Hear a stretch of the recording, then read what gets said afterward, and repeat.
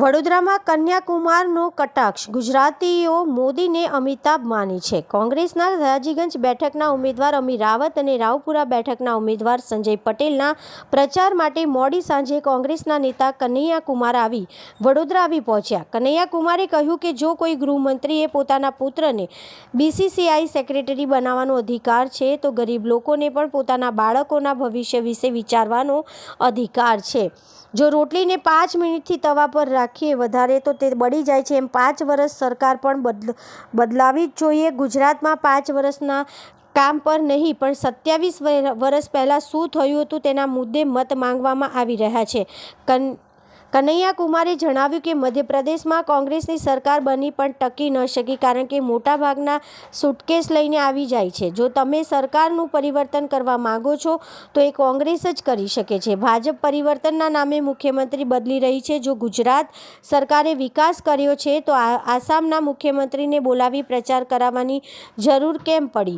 જો તમારી પાસે અમિતાભ બચ્ચન છે, ગુજરાતના લોકો નરેન્દ્ર મોદીને અમિતાભ બચ્ચન માને છે ને જો તમારી પાસે અમિતાભ બચ્ચન છે તો અશરાની પાસે ચૂંટણી પ્રચાર करावानी शू जरूर पड़ी? गुजरात में नहीं देखे हो ना, 27 साल से भाजपा का सरकार है ना। एक पूरी की पूरी पीढ़ी गुजरात में ऐसी पैदा हो गई है जो कांग्रेस का सरकार देखी ही नहीं है। उस पीढ़ी को भी देश के गृह मंत्री डरा रहे हैं और जो कोई डराता हो ना तो इस बात को हमको समझ लेना चाहिए कि अगर कोई दार्शनिक, कोई साधु, कोई मौलाना, कोई राजनीतिज्ञ आपको अंधेरे का डर दिखाता है ना तो वो असल में अपनी कंपनी का टॉर्च बेचना चाहता है। हमको बड़ौदा के लोगों को इस बात का गर्व होना चाहिए कि जब देश में लोग शिक्षा के बारे में सोचते भी नहीं थे, इस देश का इतिहास ऐसा रहा है कि शिक्षा लेने के चलते द्रोणाचार्य ने एकलव्य को तो शिक्षा दिया भी नहीं था लेकिन बदले में उसका अंगूठा काट लिया था।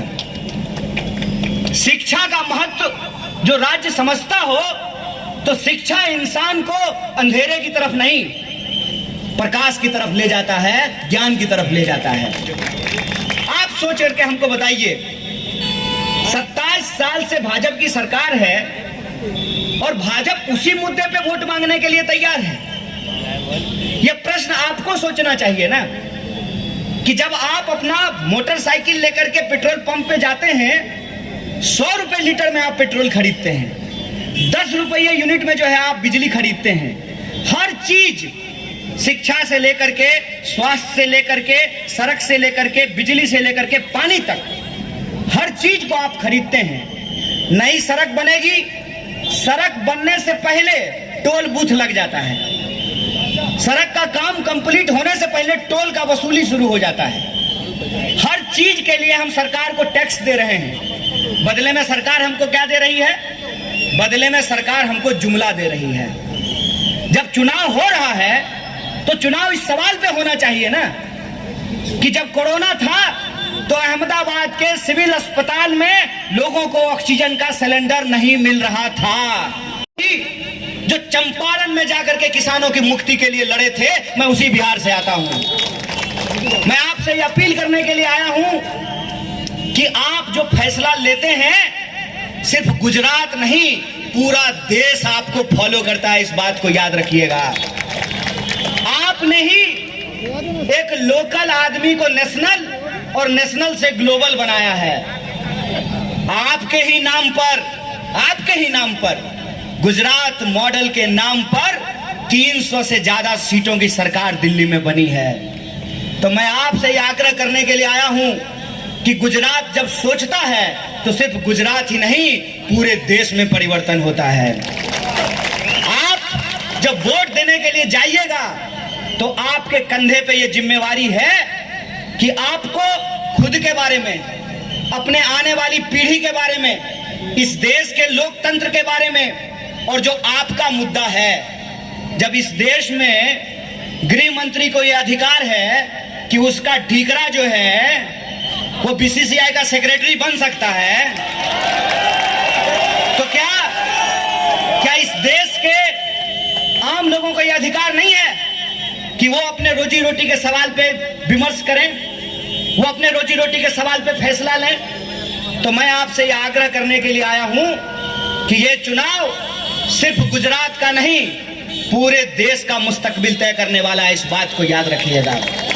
इसीलिए मैं आपसे यह आग्रह करता हूं, मेरा अनुभव बहुत छोटा है, मेरा उम्र भी कम है, लेकिन यहां जो अनुभवी लोग बैठे हैं वो इस बात पे विचार करें और सोच करके बताएं। भारतीय राष्ट्रीय कांग्रेस 2017 में भी भाजपा को हरा करके, गुजरात की जनता को जिता करके सरकार बनाने के लिए चुनाव लड़ रही थी। भारतीय राष्ट्रीय कांग्रेस 2022 में भी यह जो मोरबी के अपराधी हैं, यह जो शराबबंदी होने के बाद भी नकली शराब का जो धंधा चल रहा है, किसानों को जो उनके फसल का दाम नहीं मिल रहा, आम लोगों को 10 रुपए यूनिट बिजली खरीदनी पड़ रही है, शिक्षा महंगा हुआ, चिकित्सा महंगा हुआ, सड़क पे चलना महंगा हुआ, गाड़ी खरीदना महंगा हुआ, गाड़ी में पेट्रोल डलवाना महंगा हुआ। इस शक्ति को हरा करके गुजरात के जो आम आवाम हैं, जिसको गर्वी गुजरात बोलते हैं, उस गर्व के लिए चुनाव लड़ रहे हैं। कही जाती है भूखे भजन न होए गोपाला।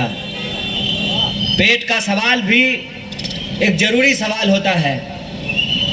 और मैं बिहार से आता हूं, इस शहर में भी कई ऐसे लोग हैं जो बिहार और उत्तर प्रदेश से चल करके रोजी रोजगार के लिए इस शहर में रहते हैं और काम करते हैं।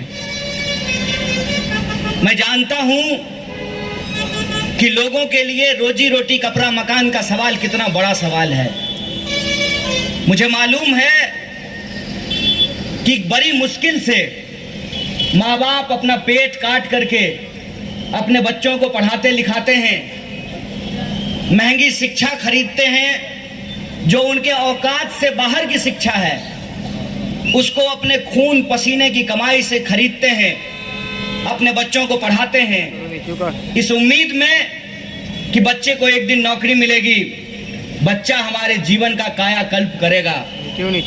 हकीकत यह है कि शिक्षा हम ले लेते हैं बड़ी मुश्किल से, और बहुत सारे लोगों को शिक्षा मिलती भी नहीं है। शिक्षा लेने के बाद उम्मीद में लोग टकटकी लगाए रहते हैं कि कब वैकेंसी निकलेगी, कब एग्जाम होगा। और परिणाम क्या होता है? पहले तो वैकेंसी नहीं आती है, वैकेंसी आती है तो एग्जाम सही टाइम पे नहीं होता है, एग्जाम अगर सही टाइम पे हो जाए तो एग्जाम में धांधली होती है, प्रश्न पत्र लीक हो जाता है।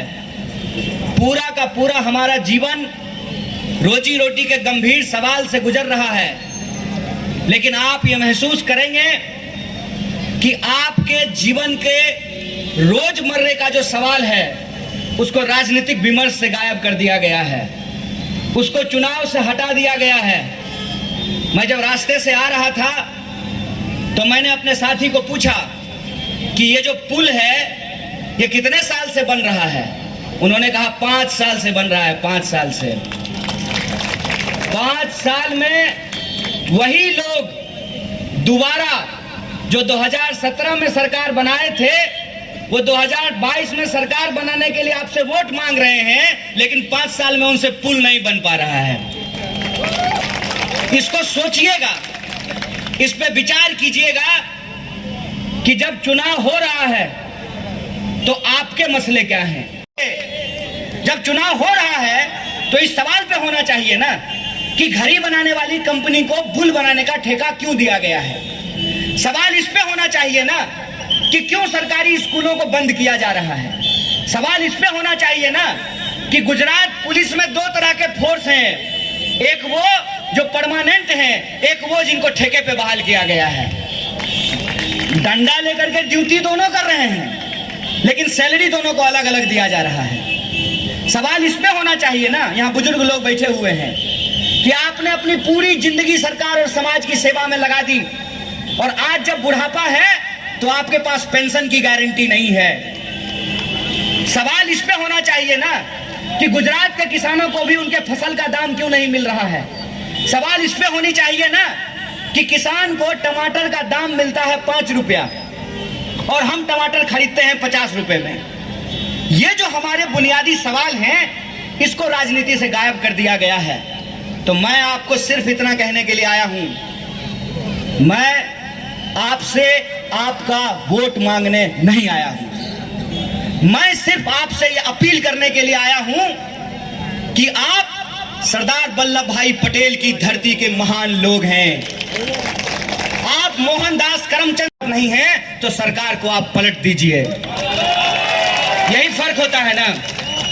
और आपके महाराज सर गायकवाड़ जी इस बात को समझते थे, राजा का बेटा राजा होगा, ऐसा कानून अब इस देश में नहीं है। जनता जिसको राजा बनाएगी वो राजा होगा, और जनता जिसको नहीं बनाएगी वो राजा नहीं होगा। लेकिन आपने एक बात महसूस किया है, यहाँ हमारी माताएं बहनें बैठी हुई हैं, रोटी पकाते हैं, हम भी पकाते हैं, हम अपना खाना खुद बनाते थे। रोटी को अगर आप 27 मिनट छोड़ दीजिएगा एक ही तरफ तवे पे, तो रोटी क्या होगा? आप 27 मिनट रोटी छोड़ देंगे तो रोटी जल जाएगा। आपने 27 साल सरकार छोड़ दिया है। इसका नतीजा क्या हुआ है? इसका नतीजा यह हो गया है कि आपके वोट के अधिकार को, जो सबसे बड़ी क्रांति थी आजाद भारत की, उसको टेकन फॉर ग्रांटेड लिया गया है। टेकन फॉर ग्रांटेड जानते हैं क्या होता है? दो तरह का ग्लास होता है, शीशा का ग्लास और स्टील का ग्लास। शीशा का ग्लास लोग बड़ा आराम से रखता है कि कहीं फूट ना जाए, और स्टील का ग्लास जैसे मन करता है वैसे फेंक देता है। मसला यह है कि जब गुजरात में चुनाव हो रहा है ना साहब, तो अलग अलग पार्टी अलग अलग उद्देश्य से चुनाव लड़ रही है।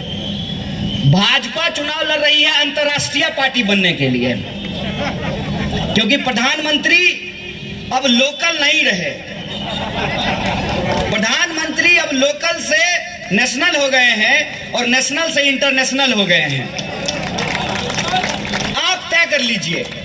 भाजपा का मेरा एक दोस्त बोला, जानते हो मोदी जी के अंदर इतना ताकत है ना कि मोदी जी यूक्रेन और रूस का युद्ध बंद करवा दिए। हम बोले हमको गर्व है, हमको गर्व है कि हमारे प्रधानमंत्री अब नेशनल नहीं ग्लोबल हो चुके हैं। लेकिन मेरा प्रश्न यह है कि प्रधानमंत्री जी के राज्य में इतना बड़ा हादसा हो गया, घड़ी बनाने वाली कंपनी को पुल बनाने का ठेका दे दिया गया। आप बताइए, आपके दिमाग में कोई प्रॉब्लम है? लोग कांग्रेस को हरा करके और भाजपा को चुनाव जिताने के लिए चुनाव लड़ रहे हैं। हमने कहा ना आपको, कुछ लोग अंतर्राष्ट्रीय पार्टी बनने के लिए और कुछ लोग राष्ट्रीय पार्टी बनने के लिए चुनाव लड़ रहे हैं। मैं आपसे यह आग्रह करने के लिए आया हूं कि एक कहावत है, कोई अपने दही को खट्टा नहीं कहता है। चुनाव प्रचार करने के लिए अगर कोई नेता आता है तो अपनी पार्टी के बारे में अच्छी अच्छी बातें करता है, अपने कैंडिडेट के बारे में अच्छी अच्छी बातें करता है। लेकिन मैं उन प्रत्याशियों का चुनाव प्रचार करने के लिए जाता हूं जिस प्रत्याशी के बारे में मैं दावे के साथ कह रहा हूं कि कुछ भी हो जाए हमारा प्रत्याशी गलत नहीं हो सकता है। आप बताइए, मैं नहीं बोलूंगा, आप बताइए कि बड़ोदरा के लोगों के हक और अधिकार के लिए मैडम लड़ती हैं कि नहीं लड़ती हैं? एक मजबूत विपक्ष की भूमिका निभाती हैं कि नहीं निभाती हैं? मुझे गुजराती बोलना नहीं आता, लेकिन इतनी जरूर समझ में आता है कि ये कह रही थी कि हमारा एकमात्र मुद्दा है, हमारा मुद्दा है बड़ोदरा का विकास। तो आप तय कर लीजिए कि आपको ग्लोबल और नेशनल लीडर चुनना है कि एक पढ़ा लिखा कर्मठ टेक्नोक्रेट ईमानदार लोकल लीडर चुनना है। इसका फैसला आपको करना है। हम बस एक आखिरी बात बोल करके अपनी बात को खत्म करेंगे। हमारा अनुभव यह है साहब कि मन में अगर दुविधा हो ना तो सड़क पार करते हुए एक्सीडेंट हो जाता है। तैराक को तैरते हुए अगर मन में दुविधा हो जाए तो तैराक पानी में डूब जाता है। हम बिहार से हैं, आप गुजरात से हैं। गुजरात के लोगों का गणित हमसे ज्यादा अच्छा है। आप बताइए 40% वाला लोग जीत सकता है कि 0% वाला जीत सकता है? 2017 में जो चूक हुई थी उस चूक को ठीक करने का वक्त है। और जब आर पार की बात हो ना तो एक मुश्त निर्णय लेने की जरूरत होती है। और अगर एक मुश्त निर्णय लीजिएगा, अगर दो तरह के वोट में आप किसके साथ हैं इसका फैसला अगर आप एक मन से कीजिएगा तो मैं आपको इस बात की गारंटी लेता हूं कि दुनिया का कोई सूटकेस ऐसा नहीं है जो आपकी चुनी हुई सरकार को खरीद ले, आपकी चुनी हुई सरकार को गिरा दे। करवाते हैं कि न्यूरोलॉजिस्ट से इलाज करवाते हैं। घड़ी बनाने वाला पुल बनाएगा तो हादसा होगा कि नहीं होगा? जिसको कार नहीं चलाने के लिए आता है उसको आप हवाई जहाज उड़ाने के लिए दे दीजिएगा, एक्सीडेंट होगा कि नहीं होगा? तो इस गुजरात में ना दो तरह के वोट हैं, इस बात को याद रखिएगा। एक वोट है जो मोरबी में घटना हुई उस घटना को सही ठहराते हैं, और एक वोट है जो मोरबी की घटना में सरकार की लापरवाही ठहराते हैं। आपके सामने भी यही दो विकल्प है। जो सरकार की लापरवाही को नहीं मानते हैं, एक तरफ वो लोग हैं, उनको आप कितना भी समझा लीजिए वो समझने वाले नहीं हैं। एक कहावत कही जाती है कि सोए को आप जगा सकते हैं और सोने का जो नाटक करता हो उसको आप नहीं जगा सकते हैं। सुबह सुबह स्कूल जाने का टाइम होता है, बड़ी आलस होती है बच्चों की, तो कुछ तो बच्चा जो है 2 बार माँ जब झकझोरती है तो उठ करके तैयार होने लगता है, और कुछ जो है ना ऊं करते रहता है। जो सोने का नाटक कर रहा है उसको आप नहीं जगा सकते हैं, लेकिन जो जागना चाहते हैं उनको इस प्रश्न पे विचार करना पड़ेगा कि अगर दो तरह के लोगों के बीच में यह संघर्ष है, एक जो हर हाल में सरकार को सही ठहराते हैं। 27 साल हो गया है साहब, 27 साल होने के बावजूद जिनके सपने में आज भी भारतीय राष्ट्रीय कांग्रेस ही आ रहा है, सारे भाजपा के नेताओं का भाषण सुन लीजिए, उनके जुबान से भारतीय राष्ट्रीय कांग्रेस का नाम छूट ही नहीं रहा है। आप सोच करके बताइए, ये नौजवान, कितना उम्र है तुम्हारा? तो समझदारी है। और मैं ये समझता हूं कि कोई आदमी बिहार से आकर के, उत्तर प्रदेश से आकर के, आसाम से आकर के, दिल्ली से आकर के आपको ये नहीं बता सकता है कि गुजरात के लोगों को क्या करना चाहिए, क्योंकि ये बड़ौदा की नगरी है, ये वो नगरी है जहां का महाराजा भी जमहूरियत में विश्वास करता था, जहां का महाराजा भी महिलाओं की शिक्षा को आगे बढ़ाने की बात करता था, जहां का महाराजा भी डॉक्टर बाबा साहब भीमराव अंबेडकर को स्कॉलरशिप दिए थे, जहां के महाराजा ने भी एक ऐसा शानदार ड्रेनेज सिस्टम बनाया जिसकी चर्चा आज भी वैज्ञानिक करते हैं, जहां के महाराजा ने अंग्रेजी में शिक्षा देनी शुरू की।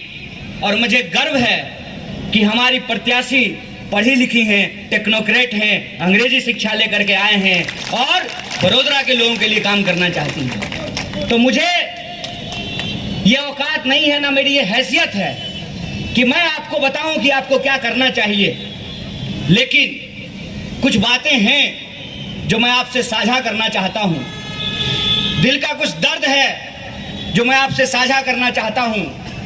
और एक यात्रा चल रही है, भारत जोड़ो यात्रा, उस यात्रा की भावनाएं मैं आपके सामने व्यक्त करना चाहता हूं। आप इस बात के लिए पूरी तरह से निश्चिंत रहिए कि लोकतंत्र में जनता का फैसला सर्वोपरि होता है। आप किसको वोट देंगे ये आपका अधिकार है। बस इस देश का नौजवान होने के नाते, इस देश के नौजवानों के बिहाफ पर, इस देश के महिलाओं के बिहाफ पर, इस देश के किसानों के बिहाफ पर, इस देश के छोटे व्यापारियों के बिहाफ पर, इस देश के मजदूरों के बिहाफ पर मैं आपसे कुछ गुजारिश करना चाहता हूं। चलेगा। मेरी आवाज नीचे कर। जहां तक जा रही है, नवनाथ महादेव की इस भूमि के सर महाराजा गायकवाड़ जी की इस धरती के आप तमाम आदरणीय बुजुर्गों का, नौजवान दोस्तों का, प्यारे बच्चों का, माताओं बहनों का, किसान मजदूर भाइयों का, मेहनत मजदूरी करके अपने परिवार का भरण पोषण करने वाले आप तमाम मेहनत कश आवाम का, दुकानदार भाइयों का, ठेला चलाने वाले, टेम्पू चलाने वाले, नौकरी करने वाले, बिजनेस करने वाले, आप सभी गुजराती भाइयों बहनों का क्रांतिकारी इस्तकबाल करता हूं, आपका हार्दिक अभिनंदन करता हूं। दोस्तों, मैं अपनी बात आपसे साझा करूं उससे पहले मैं इस मंच से मोरबी में जो दर्दनाक हादसा हुआ, जिन लोगों को अपनी जान गंवानी पड़ी, उनके प्रति श्रद्धा सुमन अर्पित करता हूं, उनको श्रद्धांजलि देता हूं। कल कुछ लोगों की जहरीली शराब पीने से मौत हो गई।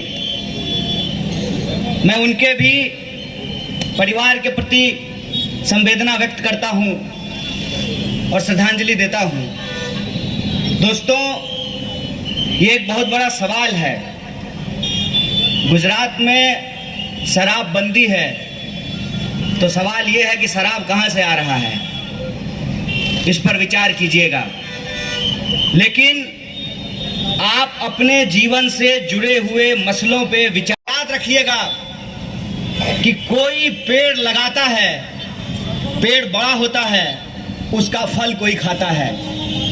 बड़ोदरा की नगरी में एक ऐसे महाराज पैदा हुए जिन्होंने शिक्षा का पेड़ लगाया, जिसका फल सिर्फ आप नहीं चख रहे हैं। हमारे बहुत सारे जानने वाले लोग यहाँ के फाइन आर्ट कॉलेज में पढ़ते हैं और देश का सबसे मशहूर फाइन आर्ट कॉलेज है बड़ौदा आर्ट कॉलेज। और उन्होंने डॉक्टर बाबा साहब भीमराव अंबेडकर को स्कॉलरशिप दिया, और जब भारतीय राष्ट्रीय कांग्रेस आजादी के संघर्ष को जीत करके संविधान सभा का गठन हुआ, डॉक्टर बाबा साहब भीमराव अंबेडकर को ड्राफ्टिंग कमेटी की जिम्मेदारी दी गई, तो एक शानदार संविधान लिखा गया। और उस संविधान की सबसे बड़ी खासियत यह है कि डंडा लेकर के जो कांस्टेबल साहब खड़े हैं ना उस चौराहे पे, उनका वोट भी एक है। और अपने एसी में दुद्दू को एप्पल मोबाइल एक इस कान में लगा करके जो एसपी साहब बैठे हुए हैं ना, उनका भी वोट एक है। ये इस संविधान की ताकत है। ये इस संविधान की ताकत है कि आप भले अपने घर में अपने महिलाओं को बराबरी का अधिकार ना देते हो, लेकिन संविधान ने महिलाओं को भी वोट का अधिकार बराबर किया है। क्या साहब, आपका वोट एक और मैडम का वोट, जो लोग कुर्सी पे बैठे हैं उनका वोट, और जो लोग खड़े हैं उनका वोट, जो अमीर है उसका वोट, जो गरीब है उसका वोट। ये वोट का जो अधिकार है, इस देश में सबसे बड़ी क्रांति है, इस बात को याद रखिएगा। अगर ये वोट का अधिकार ये कार में जाने वाले का एक नहीं होता और उस स्कूटी पर जाने वाले का एक नहीं होता, तो नेता सब हेलीकॉप्टर लेकर के आपके बड़ोदरा शहर में नहीं आता। ये वोट का अधिकार है, ये वोट का अधिकार है कि सरकार जो अहमदाबाद के रेड सिग्नल से कभी आगे नहीं बढ़ती है, उसको भी इस 5 साल से नहीं बनने वाले पुल से गुजरना पड़ता है। ये वोट का अधिकार है जिसने इस देश के आम लोगों को यह अधिकार दिया है कि आप 5 साल के लिए सरकार चुनिए। 5 साल अगर सरकार काम नहीं करती है, उसका रिपोर्ट कार्ड बनाइए